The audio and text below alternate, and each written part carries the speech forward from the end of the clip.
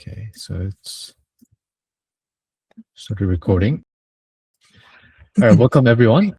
So today we have Bryan Min, who is a PhD student in the Foundation Interface Lab at UC San Diego.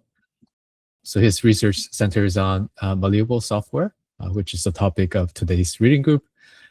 So malleable software is like a software that enables users to easily, expressively, and broadly extend and modify systems to fit their diverse tasks and needs. And his recent interests focus on the use of generative UI for designing and adopting malleable software. With that, I will hand it off to Bryan. Cool. Thanks for the intro. Let me see if I can find a way to share my screen. Okay, I guess I'll share my entire screen. Let me know if you can see it though. Does it work? Yep, we can see it. Okay, cool. All right. Hi guys. I guess I can't see like who's in the call. I can kind of see, but yeah, I'm gonna try to I guess today it's gonna be generally about malleable software. I think kind of the main thing. This floating UI in the corner here, or what? I had for Yeah, I think, myself. yeah. Oh, you can see that too? Okay. I'll just exit out of it. Maybe that's annoying. Yeah. Yeah, so I'll just be talking like broadly about malleable software. I think before getting into like any like deeper projects or anything, I think it'd be great if we could figure out what this feeling of malleability actually means to all of us. And so that's going to be the main thing about our discussion today. And so in kind of like maybe 10 minutes, I'll try to share, what people have considered to be malleable software historically, traditionally.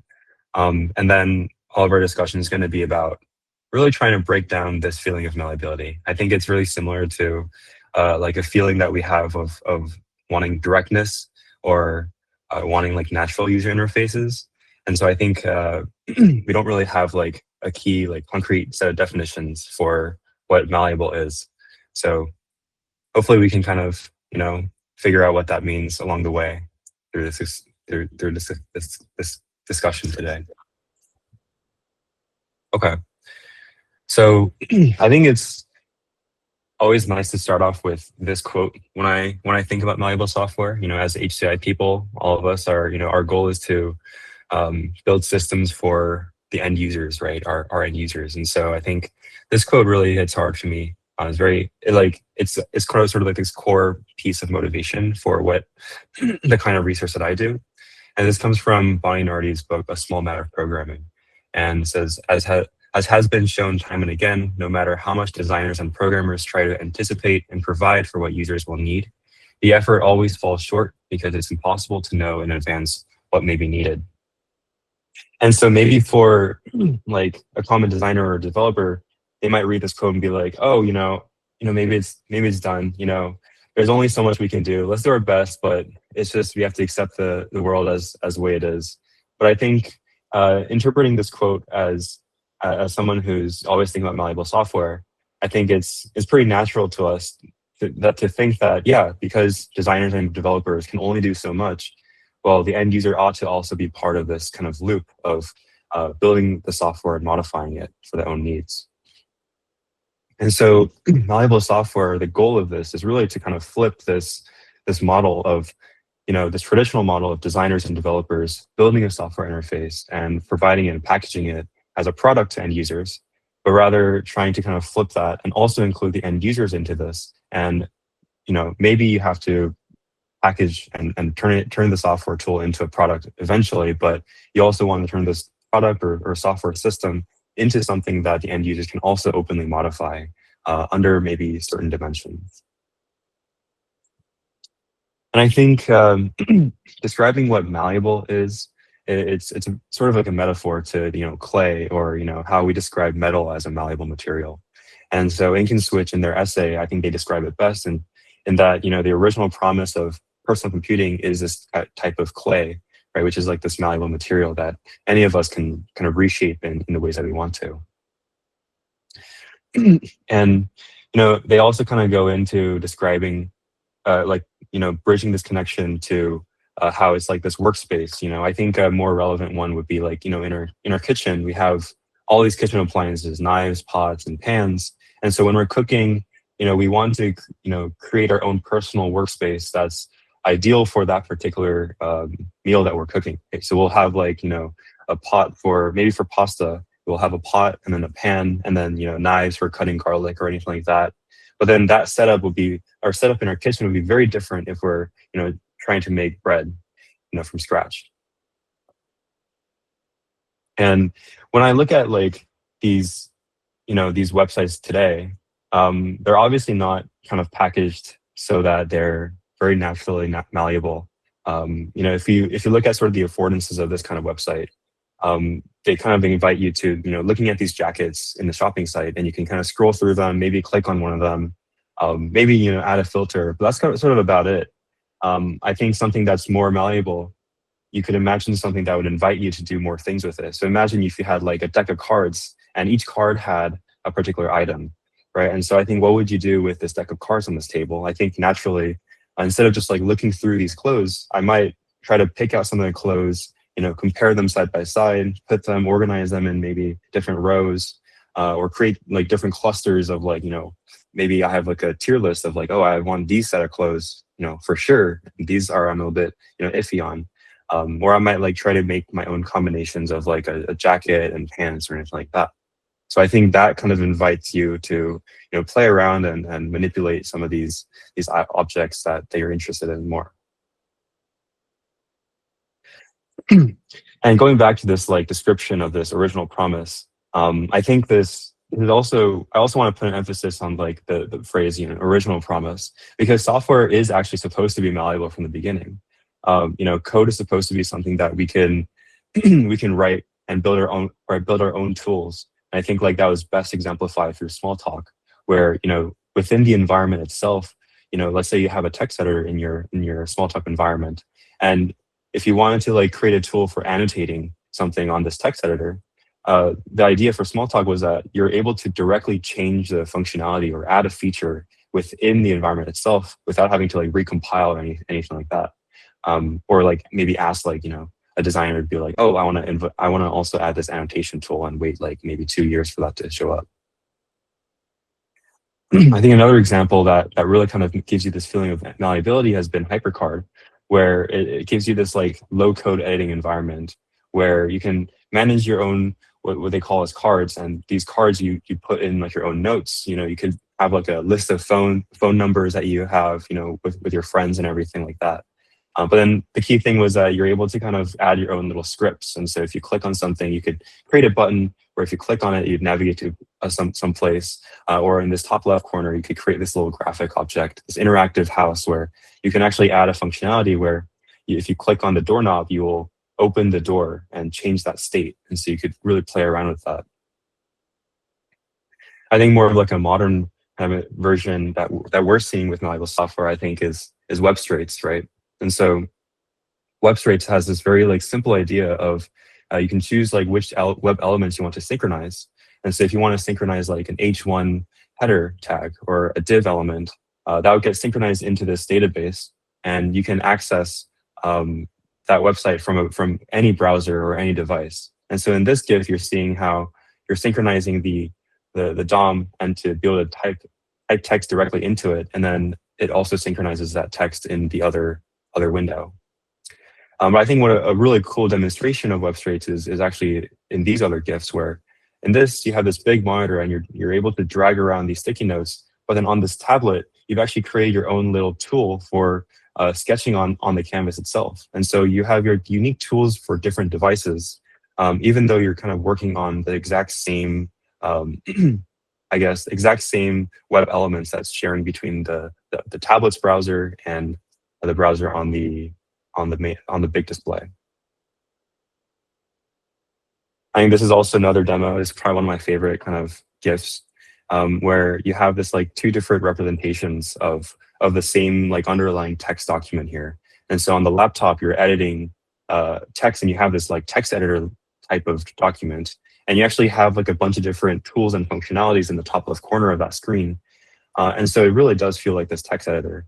But at the same time, because you're editing this synchronized like document, this web element, when you're typing in this text editor, it actually instantly updates and changes something in the database, which gets synchronized to the tablet's browser, where it shows you this text in the form of an actual academic paper.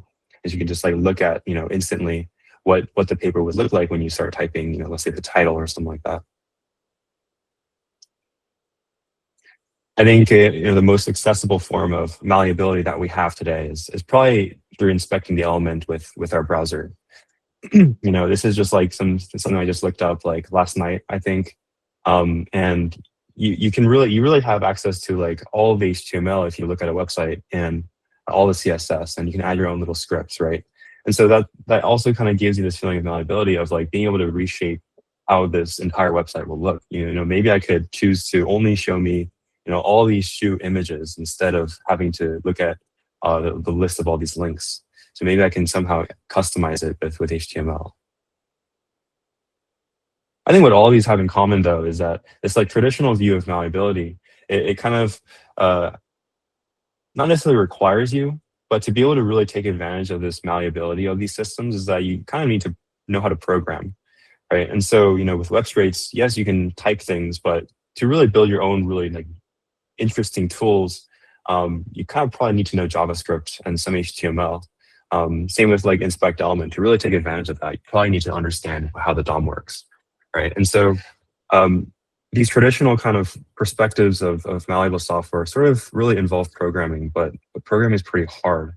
And so this is sort of like my first discussion question I want to ask you guys is like, do these systems that let you reprogram things, but nevertheless still let you customize a lot of things on the website or on a system, does this still give off a feeling of malleability to you guys in kind of today's day and age where we try to build better like tools for programming easier or something like that? So yeah, I can't see your guys's like faces because I hit the little like thing for me, so feel free to just like speak up.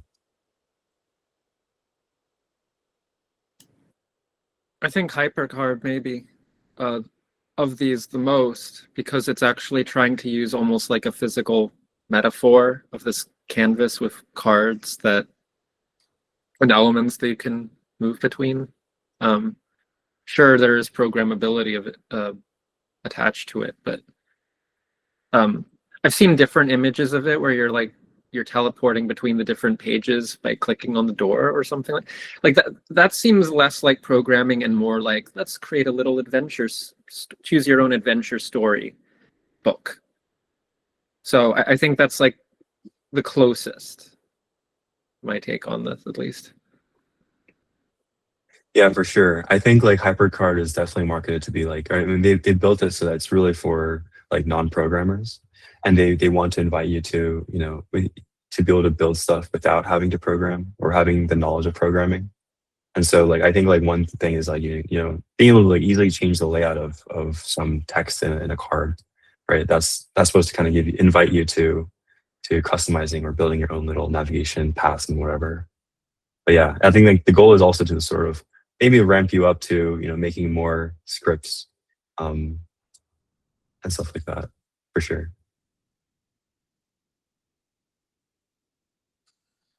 It does seem like a really big gulf between having a preferences pane or settings pane where you can toggle some things and writing JavaScript.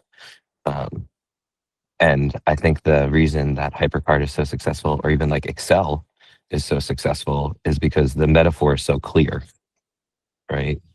And people need those kind of the symbols, the abstractions to operate on. And so when you like open up the hood of the software to get in there and change it, like what is it that people are expecting? What kind of metaphor could they embrace and kind of expect? Like if I'm on an e-commerce site and I want to like build an outfit, right? And so it's interesting. I think there's this onus on us as developers to think about what can be malleable, what's safe to be malleable, what's unsafe if it's malleable. And so there's kind of like a whole new UX, I think, to be explored. Yeah, definitely. I think your point about like making sure that if you can customize anything, you want to make sure that you can do that safely. I definitely think like a lot of the websites, like e-commerce websites, and how we've built like websites and are built so that it's mostly safe to change anything in the DOM, right? You can't really probably change any API calls or anything like that. That's probably very dangerous. But I think there's also limitations to a lot of cases where like you might want to look at different data on a website, and you're just like confined to one API call, and maybe you actually need another API call to get more data or get the data that you want. And so maybe even customizing towards that is also something that you look into. And yeah, and that question is really like, if you can customize API calls, how do you make sure you do that safely, or do you even want to do that from the first place? And just like you have to just deal with the limitation of that. Yeah, I do like the idea of the data plane being more accessible. Like it's our data in some way. And so like, how do I have propriety over my data and let it mingle with the data that's out there? These are great questions. I love this. Yeah, for sure. Yeah. I think like, there's Hinken Switch has pushed for this local first type of paradigm. And that I think that's also kind of sharing that spirit, right? And I think we do see like this, like you own your data in a lot of these like personal information management software like Notion or like Airtable.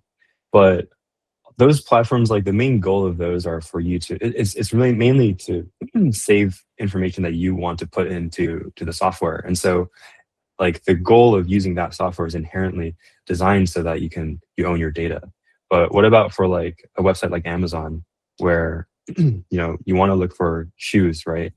How much of that data would you want to own, or how much would that data would developers be comfortable of you owning and controlling? Right. Well, what if I plugged into my little helper my shoe size and some set of preferences, and then it like auto filters to at least as a starting point. But like when I went into DevTools, like would I see a pane with fields that let me enter, and then it was like, or would I have to go find the filter and then put it in the filter spot, right? Like, there's little affordances that could be built. On the current substrate, I don't know. I don't have a solution at all. But it's really interesting. Yeah, for sure. Bryan, in case you can't see Sophia, I think raised hand. Sophia, do you want to? Oh, yeah, I can't see, so. Okay, yeah. So I think that also right now when we have this period when vibe coding became a thing, and people who are technically light or like completely non-technical, they could develop their own solutions for their problems. And they run series of events across the globe. And like, it's really nice to see when people create some plugins for Google Chrome without any proper technical experience. And with this plugin, they could add some custom data to their LinkedIn profile, for example, or to LinkedIn profile of any other person. And this kind of reminds me about this concept of malleability, but still there is a lot way to go, just because vibe coding is like getting the thing from the like box, and you can't predict what you'll get. And the set of those tools which you could modify is also quite limited. But I think like we are moving in that direction right now. Yeah, definitely. Yeah, I think vibe coding or just like programming with AI in general is definitely like reducing that, like lowering that friction of being able to make these plugins or just even like your own personal web apps. And I think I'll kind of bring this up later, or if I have time, but I think like I do want to make a distinction between customization or customizability and malleability. Is that, well, customizability is definitely a bit more concrete, still a little vague, but I think this kind of umbrella term of malleability also includes being able to create your own little personal software. And I think that doesn't really count as customization. Like if I open up VS Code and I build my own little web app for managing, like I'm a TA for a class. So if I'm building my own web app for managing all these students and all these students' grades from a spreadsheet, I feel like that would also give off this feeling of malleability because I just have my own little software tool that I just create instead of having to rely on something like Airtable or just like a spreadsheet.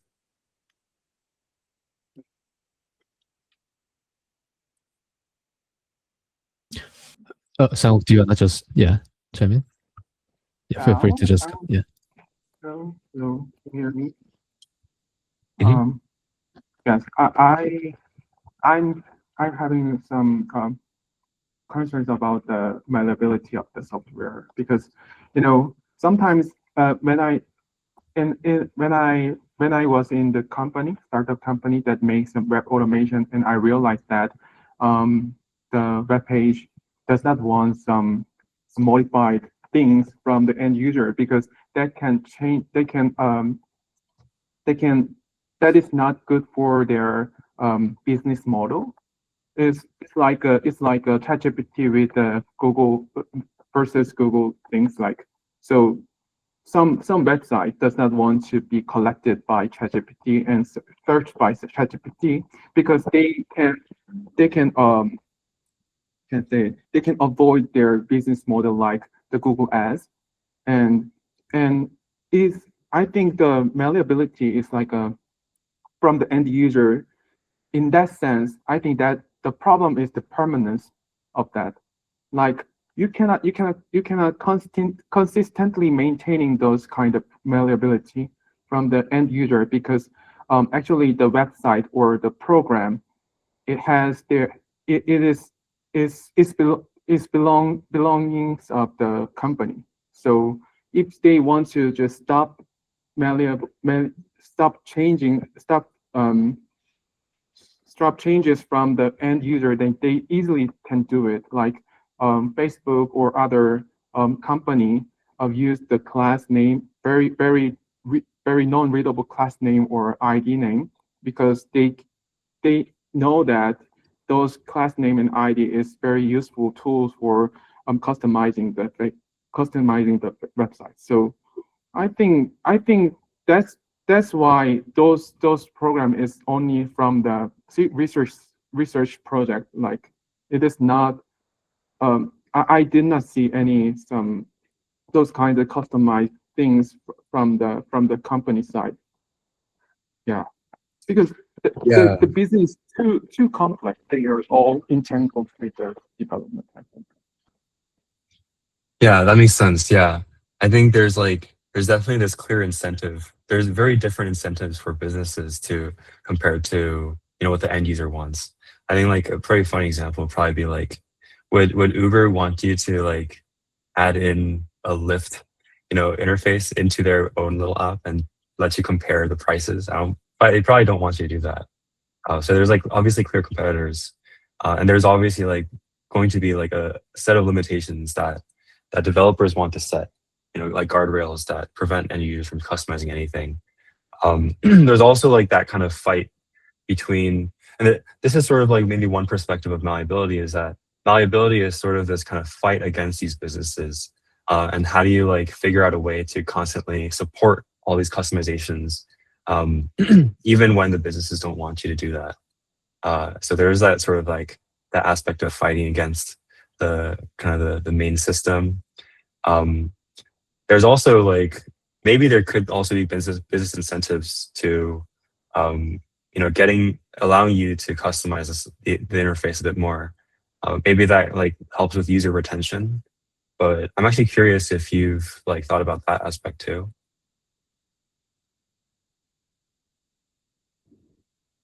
So you mean that there will be some cases that customizability or malleability can help the company's business model, like it Yeah, can, potentially. yeah. I think that is the reason why some company tries to open their MCP server or API to the ChatGPT or other AI provider. Like as I heard that the Uber add their ads into the ChatGPT because they thought that it can increase the increase the user you can how can I say it, just take some user from the ChatGPT, I think. So, but in that case, I think that has very good benefit for the business from the business from the business side. But I think the company has too many concerns about the user who has who wants some more freedom for their program, because they know that they don't align with the business their business model. Like, open source and company always fighting each other. Right. Yeah, that makes sense. It always seems like if there's any form of malleability within like products that companies offer, it's too much limited by like their own terms and gatekeeping. It's never really anywhere close to approximating the like world without apps with Vision's talk, let's say. The other thing I was thinking earlier, like in the context of the vibe coding thing, like sure you can generate things very quickly, but when I think of malleability, come to think of it, I also think about like control and understandability of what I'm actually doing. And I feel like vibe coding, like even if like you can get something out of it, I think that goes too far in the direction of like creating other forms of not understanding, not being in control. And I think there should be something else in between. I don't think that necessarily I have a picture in my own mind of what that solution is, but definitely it's like all this socio-economic stuff, like clouding the sea of variables here. I'm not really sure if that made sense, but No, yeah. Yeah, even with like within the activity of vibe coding, there's a set of apps you can probably make. If you can probably make a Pomodoro timer with like one prompt, and because that's so common. But if you're trying to build like an app that like no one has ever built, you probably need to understand how to actually build the application. Yeah, like the underlying software. I think that kind of gets pretty tough. There's also like limitations to even just vibe coding. yeah. Last thing. I think a question could be like, is there like a set of primitives that aren't like programming, but still could be very understandable, like in between, kind of going to the concept of what dynamic abstractions is actually, I guess, to be on point. Like you don't have to go to the code level, but you also don't have to go to the level of like trying to not understand the underpinnings of how something works. So we've always been trying stuff like this, I guess, like the HCI community, the tools that you have on the slide right now, intermediate representations, but like, have we exhausted all the possibilities? Maybe not, question mark? We've always kind of stuck with visual block programming and node diagrams. That's like, it's all over the place. Like, is there something else, question mark? Joel, I saw that you had your hand raised. Yeah, sorry, I'm listening in, but this is a really great discussion. Thanks, Brian. And I resonate a lot with Carl's question about this feeling of control. I guess I'm curious how people think about this. There's always this sort of question of what do we mean by understanding how the thing works? Obviously you can go all the way down to like the machine code and the physics of how things work and so on. But like, does the user have a mental model that is sufficient for them to predict what will happen if they do X and be able to sort of fix things if it breaks? That sort of reframing helps me sort of put some bounds around the depth of understanding that we're trying to give to people. And yeah, I was also thinking back to visual programming, no code tools, and so on. Like, are those malleable? And like, what do we sort of add to that? So I'd really like this idea of on the one hand, like vibe coding seems like it could be a malleable solution, but like, you know, has that undesirable property of not actually giving you the malleability. What do we call that? The capacity for the user to do the shaping in a way that that respects their agency and their goals. And then the problem with the no-code tools is like all the power is on the designer to sort of give you the right primitives. So yeah, I really wonder, like that's the question for me, is like, what does that look like? What is this new set of primitives and interactions that give people that malleability we have now that we couldn't do before? And I suspect that it's gonna look domain specific. Like we'll probably have to bound it to, like, you know, for sense making, for travel planning, for whatever. Within that space, then you have a sort of nice, you constrain the primitives, then that gives you a much wider canvas for people to play with in terms of their instantiations, but still give them that control. Those are my thoughts. This is a great discussion. Thanks.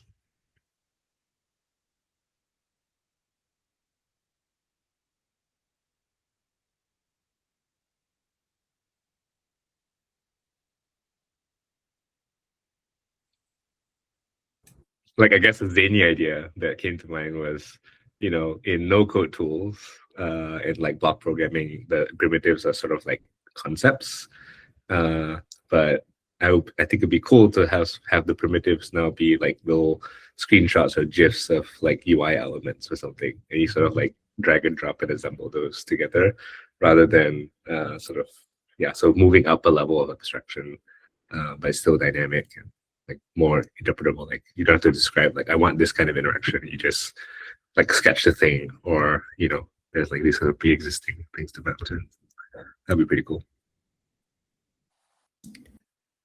I feel definitely like see how when it's domain constrained, you can really expose, like if you have a little timer app and you like go look behind the scenes, it can be laid out like, oh, there's the timer, there's the face, there's the number indication. It can be analog or digital. If it's analog, there's the hands, there's the bezel, right? And you can actually very quickly see, oh, right, these are the parts of the thing that I'm here to manipulate, to make malleate.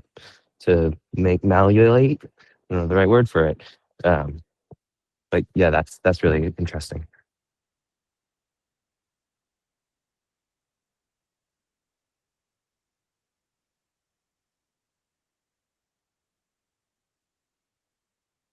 Cool. Yeah, wait, Sango, did you say something? Or I heard two people talk. Oh yeah. I was just also bringing up this like skills and artifacts sort of ideas that came from Anthropic. How that seems to somehow feel like align with people's desire to infuse malleability to their workflows, or I wonder if you have thought about that. And skills, just going back to the discussion of like people, you know, the primitives and people going under the layer of abstraction to kind of tinker with at a lower level. I feel like, I wonder like if you see skills as like a one sort of abstraction that people have built, or primitive, that people can adopt. But like, you know, in some cases when you're building like a tool yourself, like through prompting, it feels like it also is like sort of going deeper into the layer of abstraction and actually like trying to have a more custom, like tailored sort of tool for yourself, right? I wonder if that's something that came to my mind as I was listening in. Yeah, for sure. I think like prompting is definitely kind of ease the kind of the friction, right, of creating your own little software. I think maybe there's also a good kind of segue into trying to understand what exactly this feeling of malleability is for all of us. Like I have my own like working perspective on this, and I'm sure everyone has their own kind of interpretations. And so I want to, I think one thing that I can try to do for like the next 20 minutes is to get people to share what maybe these properties or principles or rules might be, right? And so like customizable is not necessarily something that's malleable, or they're not necessarily equal, right? There's more things you can ideally do with malleability, like by putting your own little apps. And I'm going to skip over these two slides because I want to share like at least two requirements that I think are pretty core to malleable software. And it's, to me, it seems like all the things that we're doing that kind of surround malleable software seems to be trying to kind of get over this hump of like wanting to be able to both easily and expressively modify software. And so if we go back to the examples of like, actually, yeah, here's my slides on settings. So I think, I don't know who, but I don't know the names of who because I can't see. But someone mentioned, these like settings panels that we have in all these, apps like Slack and Notion and whatever, they're just like settings panels and they're pretty constrained because they just give you like a set of customization features that you want, they think that you might want to make. Or actually Matt mentioned in a lab meeting that oftentimes some of these customization features are there because the designer just couldn't decide what feature you want to design for the user. And so it's just, these sort of become like undesigned features, which is really interesting. And so I think these are kind of relatively easy to access. You can just like do Command comma, and open up the settings panel and look through what kinds of settings you can make. But obviously they're not very expressive because you can't make, there's only a limited set of things you can do with this. And so like if I were to put this in 2 dimensions in this like little chart here, I'd probably put these like settings and toggles into this like area where it's easier to customize, your software, but it's not very expressive. Whereas on the other hand, I think, maybe these examples that I showed in the beginning, I'd probably put them on the other side where they're very expressive, but it's probably not that easy for you to, write code. Or even as a programmer like myself, it's sort of tedious for me to, I don't really go into inspect element and change everything every single time. I think like we can maybe start to see like some things that are, kind of going in the direction of maybe it's easier to customize, but it's not as expressive, like spreadsheet formulas, or like, it's you have to do a little bit more work to look for browser plugins or Chrome extensions, but it opens you a new space of customizations you can make. I think like this is probably this like maybe this boundary that we kind of see, and trying to get this like trying to get towards this North Star of like this real feeling of malleability is all about trying to like push this boundary either in the more expressive direction or the easier to customize direction. So like what I want to kind of share is like, maybe if we visualize it in this way, things like web straits is actually just enabling you to create more kinds of software, more expressively modify your own software, but not necessarily making it easier to do that. It's just enabling more things. Maybe whereas, maybe you can build some interfaces for spreadsheets that push both the boundaries of making it easier, but also, maybe a new representation of spreadsheets, maybe some kind of structure that helps you, I don't know, do more things. Maybe build like full web apps just within a spreadsheet. I think this also kind of reminds me of this like gentle slope of tailorability, where maybe you're just a normal person, like normal worker in some company, and you don't really end up doing any customizations, but you get introduced to maybe a settings panel, and then you make a little modification, and then you start to maybe add some plugins, and slowly you start to maybe you could go into the code and tweak some few things, and then maybe you'll end up becoming a programmer. I think like that perspective might be something like this, where I'm just kind of changing the axes here, but you're going from this like you're using these interfaces where it's easier to customize, and you're starting to go more and more into this like more expressive form of customization.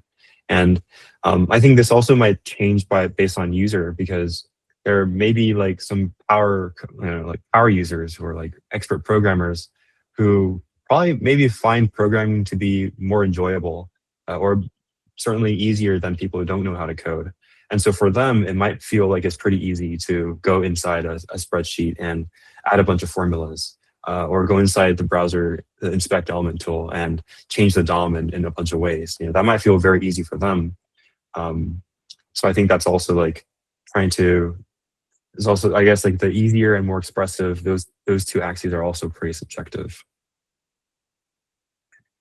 And I think like the research that I've been doing has sort of been trying to push malleability in this way, where we're trying to stay with the same kind of easy interface designs or easy interaction techniques, but try to find new ways to make more expressive customizations. And so like, for those who aren't familiar with my research, kind of mostly the things that I've been looking at have been through looking at design patterns, like these high level design patterns. And so one of them is called overview detail interfaces, where if you go on something like Google Scholar, you'll see like a list of papers. If you click on them, you'll see this detail view with a bunch of these different details, right? And so some of the customizations that we find you want to make is like being able to maybe show the abstract, or maybe the publication date, exact date here, and move them into the overview. So like being able to pull your own little attributes into the interface. And so kind of this goal here is not just trying to like make new customizations or ways to customize, but trying to provide this new space of customization features that designers can discover, and then make it so it's easy for the users to access. And so like hopefully it's very like, these overview detail interfaces are very, they're everywhere, right? And so hopefully we can introduce these customization techniques that apply to a bunch of these websites. So one example here is like, I'm on this faculty website on our UCSC Coxsci page. And like one customization I'd want to make is like, I want to see the research interest of each professor. And so I can like choose any attribute on this page, probably choose the research interest one and surface that. And then you can see like that research interest little description would show on everyone's faculty page little blocks here. And then like other customizations would involve based on the attributes too, where if you want to look for people's office locations, you might want to like select their office building, and that actually maps to a real map representation. And you can view that in a map and see all the professors at UCSD's campus. I'm gonna skip over that. And so I think like going over, those other examples and the research that I've been doing, I think it's also sort of like maybe just like working towards this feeling of malleability can also just be like, okay, let's try to just make sure that it's easier to customize these very hard modes of customization like programming. And so you're kind of pushing towards this easier side, this arrow here. Or maybe it's the other way where, you want to stick with the same kinds of simple interaction techniques here, but then push in the way that you can make more kinds of customizations or discover new kinds of customizations within this level. Or it could be both. And we were talking about vibe coding, and I think like vibe coding, you'd probably put it in this area here, because you're basically trying to make programming easier, right? You just use natural language to prompt users. And I want to show like this little vibe code app that I've been making like every quarter for like each like submission where I'm teaching a class. I actually have to kind of like delegate grading to other instructional assistants or like helpers. And so I basically just like build my own tool for grading based on this rubric. And we just like, it kind of synchronizes to a spreadsheet. And so this also kind of feels very malleable in that I'm basically able to just build my own personal software, my own little web apps, and just deploy them really easily without having to really think about the low level details of implementation. But obviously there's like challenges in, as a designer, how do you actually design this kind of website to actually satisfy your needs as grading really efficiently and everything like that. And so I think like that would probably be like my next question for the next 10 minutes or so is, I wonder if this form of AI assisted programming or like vibe coding is also actually giving off this feeling of malleability, or if it won't. I'm curious to see what these limitations are. So feel free to like share your feelings on this. Another question I could actually ask is also like, I brought up these like two different dimensions of like making it easier to customize or making it easier to build your own software, and also showing very expressive ways of customization. But are there kind of other factors that we want to consider, other like dimensions or criteria that we want to consider when we're evaluating whether some novel system that we build is malleable or more malleable than maybe a baseline?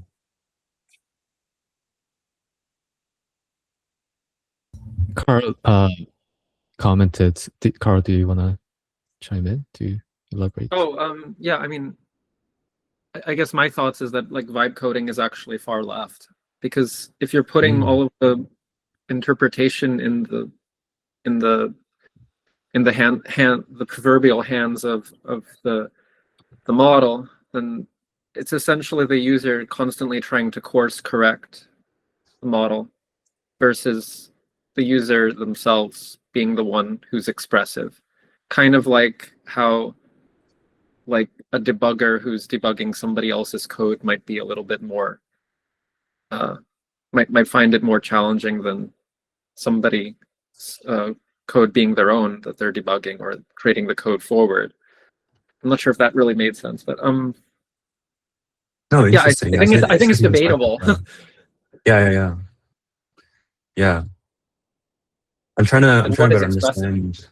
Yeah, I guess that's a question of like, what does it mean to be expressive? I think like my interpretation is that like you're basically able to build anything. Like that would be the most expressive thing, is like if I want to build this app if I want to build my own like Google Slides from scratch, because I want this like set of features that you don't have on Google Slides or Figma Slides, and then I'd be able to build it, even if it takes me like a week. Being able to just build that would probably feel like it's, I can make this, it's very expressive in the things that I can create. Oh, okay. Maybe that's a different definition of yours, which is fair, right? So yeah, I think maybe my interpretation of the term is a little different, because like expressive to me means also, as I was saying before, like having that level of control. So if it's chaotic, the expression kind of goes down. Maybe when I think expressive, I mean precision as well, which could be wrong in terms of what you're trying to do with this chart here. So fair enough. But that could also be like another dimension that we want to, look for. When you're giving this feeling of malleability, of like, you have the sense of agency and control, what Joel also mentioned, right?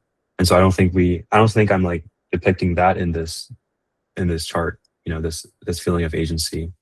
For sure. Yeah, I agree with what was just posted. It's probably another one of the many dimensions that we care about.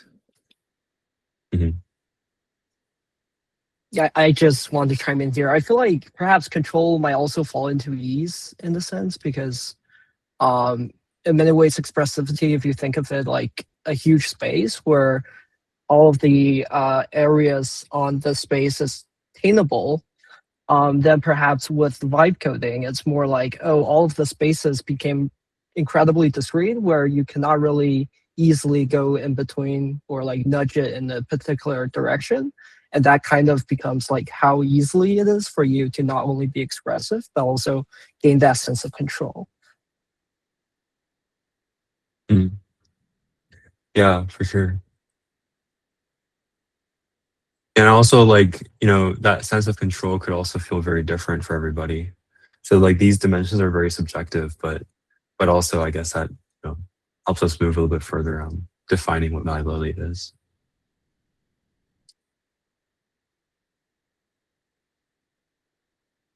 I would just be excited to see like something truly new come out, to be honest. It's been a few years since GPT came out. I feel like a lot of things are just like GPT plus. So I say this in an optimistic manner. I feel like there are so many opportunities that are just like waiting to figure stuff out differently. Like more of these dimensions of what to care about, more ways of designing things.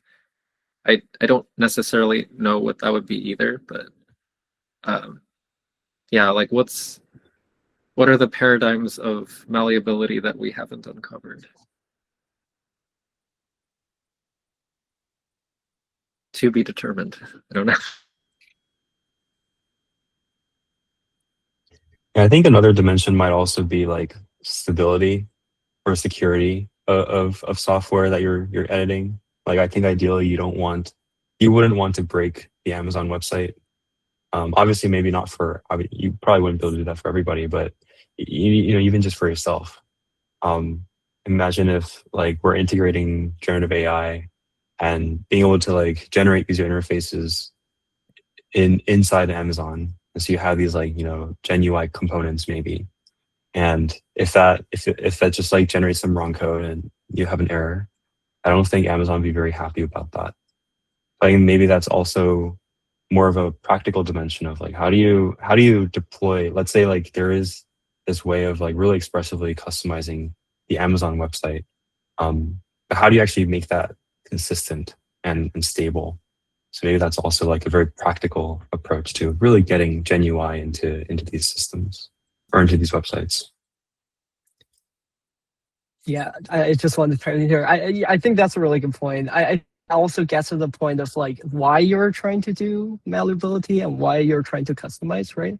Like perhaps there might be some things like you mentioned, like the TA work, where it's stable enough that it will be reapplied multiple times. It's more like a workflow level of customization, whereas perhaps there will be some instance of like, oh, maybe I'm doing taxes and it's just something I do like every year. And so in that case, what I might care on the dimension of ease and expressivity would differ based on like how much I'm going to be using that and just like how one-off the task is. Mm.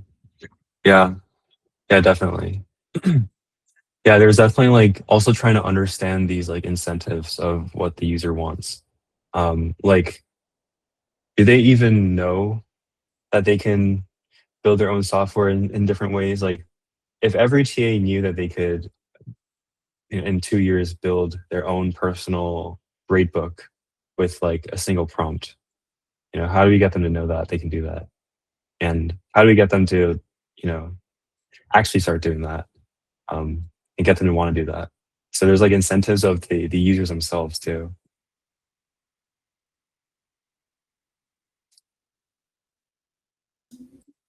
I'm really enjoying this discussion. I want kind of sort of going back to also the dimension, or I was also thinking, and maybe like Carl's point about like what might be the next interesting paradigm. I don't know. I was thinking about like personalization as one thing. It's I mean, it sort of touches on maybe like the expressiveness, maybe to some extent, but I feel like maybe the whole the North Star, or I don't know how you're thinking about it, but all of these desires that people have about having this infusing malleability to their experiences, it feels like is to have this personalized experience, right?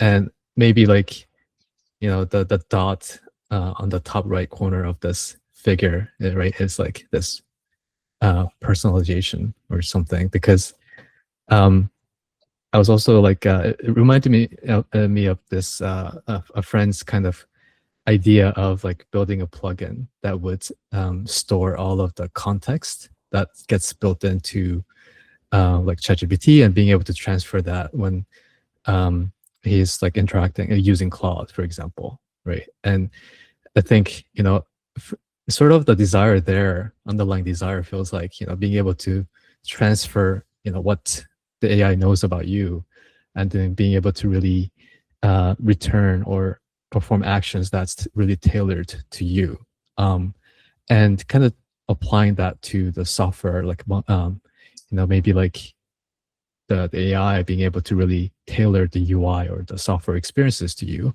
It feels like something that would be really that people would be excited about, right? And I don't really know the plugin idea that Sophia mentioned, but like, yeah, that this kind of sort of aligns with that, kind of having this plugin that can be applied to the software that you're using. Feels like really interesting. Yeah, I don't know. It's sort of talked about a bunch of ideas, but yeah, it's a bit scattered, but yeah. Yeah, no, but that makes sense. I think like that would also be some that would also be like one direction to really push for, is like, yeah, if you want to create a more personal interface, you probably want to know more about the user or let them express kind of their own kind of ways of working, so that they can create their own personal interface. And so that kind of goes into like user modeling or understanding user context or capturing user context in various ways. For sure.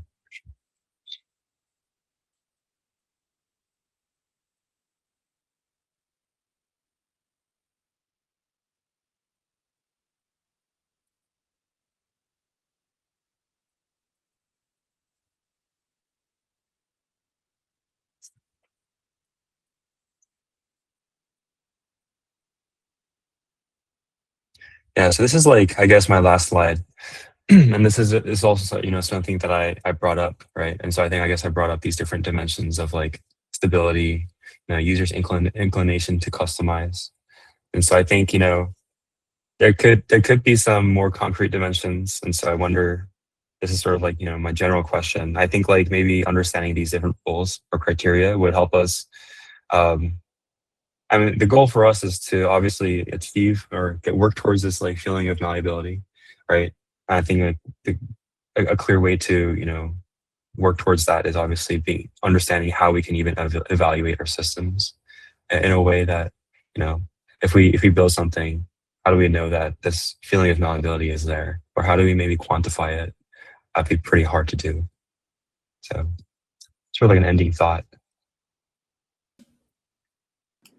I'm also thinking about like, I guess opposed to malleability, is it possible that learnability is like negatively impacted by malleability? Or like, what's the relationship between the two? Because for example, I'm going to learn this video editing software. Okay, I'll teach somebody else how to do it. Well, you can't really do that if you made your own custom like personal version of it that's completely different from somebody else's, right? So like, then it raises the question, if you have malleable software, what are the components that are like universally learnable, or like how do you figure out that trade-off? Yeah. Yeah, I mean, I don't have an answer to that, but that's a really great question. Is like, yeah, what are those primitives? Maybe like one way to explore that is obviously to start off with that like video editing software kind of domain and try to look for the primitives there. Maybe one way to do that is just to see, maybe like, look at like 10 or 20 people who have their own let them personalize their ideal video editing layout or tool.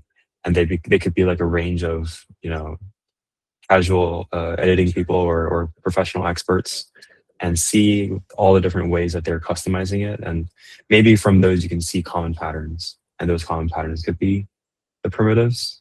That could be a pretty interesting case study there. You mean like, what are the tasks and like subtasks that they want to do that are shared among them versus like the way in which they do those tasks? Because the malleable part could be like, how do you achieve this task using XYZ tools in the tool bag, or ABC UI visualizations? But if the tasks are the same, maybe that's something that's more universal. It's just a thought. Yeah. I mean, when I'm thinking about the patterns, I'm thinking about like sort of from the perspective of the artifact of like, if you have a like, if two video editors had their own personal interface of Premiere Pro, what would still be like the common components? I guess for Premiere Pro, it's already pretty modular, and so probably a big dimension of customization would probably be like the layout of the little modules that you see. Like, some person might have a timeline on the bottom of the screen, whereas someone might actually prefer it to be on the right side or something like that for some reason. I think an interesting, measure of like how malleable software is how well it explains its concept, its domain, right? So like the video editing environment does a pretty good job of explaining like, here's a timeline. There's this window on the timeline that represents what's viewable in the viewer. And so as we think forward towards other software that's malleable, like in what way does it teach the user, what's available, how it works, and what's available, really. Like, what is it as a material? If you walk up to stone, like, you poke and prod and you quickly learn, oh, this is solid, it can break, it hurts if you hit something with it, right? Like, how does software help the user have that experience? Might be an interesting way to measure malleability between different sets of software. That's an interesting point. Yeah, like you want to get the user to start poking around at the interface to see, like, what are the little limitations, or what you can do with it. Yeah. One thought on, maybe it's not just single to one tool. Like, if we go back to the vision of a world without apps, it can very well be the customizations surrounding the tool in terms of the workflow, right? And so, like, different editors, they might be using the same piece of software, and the tools that they may use to edit the videos are rather similar, and that's why we have software. But the way that they approach the editing might be different. They have different processes. They may have different orders at which they do things. And so I think a lot of the periphery of using a particular piece of software can very well still be customized. And people are highly incentivized to do that.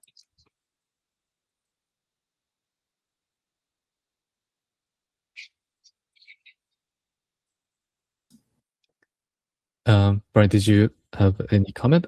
Otherwise, yeah, we can try to wrap up. That was another good point. But yeah, I don't have anything else. But I feel like we had some really good discussions. So yeah, feel free to, like, go on Discord in our reading group channel and ask more questions or share more thoughts. I'll probably be, like, creeping around on that channel for maybe, like, a few more minutes. But yeah. And if you want to chat more, feel free to email me. I'd be obviously happy to chat more about Malleable software. Yeah. Vincent raised a hand, so maybe I will let him just make a final comment. Vincent, did you want to say something? Or was that just like a clap, sort of? Okay. He's muted. Okay, maybe. But Vincent, yeah. Let's continue the discussion on Discord. That'll be great. And Charles, you can. Let me quickly. Sure. Just give me a moment. I'm trying to fetch the URL to. Okay. So just pasted a URL to the Discord. So yeah, there's a reading group channel. Let's give a round of applause to Bryan for preparing and for leading the discussion. Thank you, Bryan. Like, this was really great. I think everyone really enjoyed, and the stuff that you shared is really insightful. So thank you so much, and everyone have a great rest of the day and weekend. Bye. Thank you.